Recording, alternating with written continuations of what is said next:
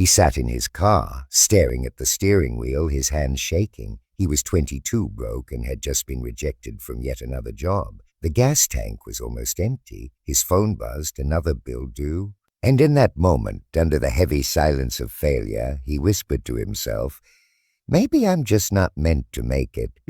What if I told you that same man just a few years later would stand on the stage of the Oscars holding a golden statue in his hand, or that he'd build a billion-dollar company from his one-bedroom apartment?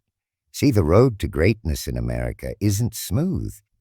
It's filled with potholes of rejection, dead ends of self-doubt, and storms of financial struggle. But the ones who make it, they don't drive around those obstacles. They crash through them. Let me take you back to a young man named Tyler.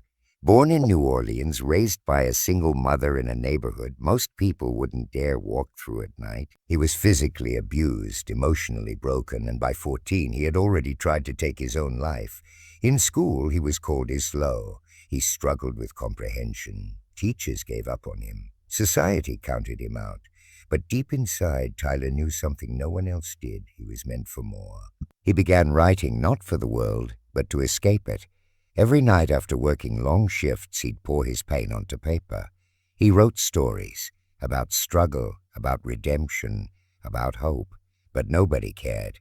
He spent his last dollars putting on a stage play he wrote, and guess how many people showed up? Not 30, in a theater that sat over 1,200. He was crushed. That would have ended it for most people. But he didn't stop. He worked odd jobs, slept in his car, lived on canned beans. For 6 straight years, he kept rewriting the same play, believing just maybe one day someone would see what he saw. And then one night it happened. The seats weren't empty anymore.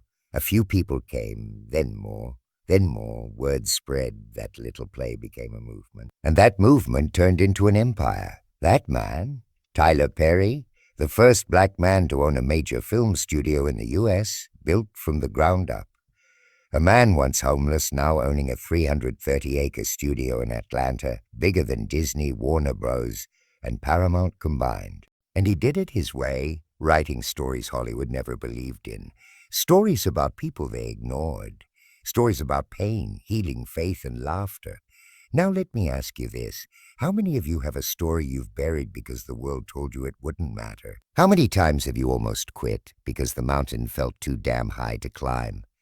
The truth is, success in this country still belongs to the bold, to the stubborn hearts who won't take no for an answer. You see, every great American success story, whether it's Steve Jobs, Oprah Winfrey, Howard Schultz of Starbucks, or Elon Musk, they all started from one place, struggle. Struggle isn't the enemy, it's the training ground. You think Tyler Perry's talent is what made him successful? No, it was his resilience, his ability to keep creating when no one was clapping, to keep going when no one believed.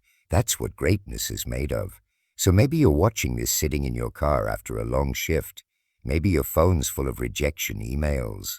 Maybe you've failed so many times that you don't even remember what hope feels like. Good. Because that means you're exactly where every great story begins. Your struggle isn't the end of your story, it's just the start of your legacy. You want to build something? Build it. You want to write, create, design, sing? Do it. Not because they believe in you.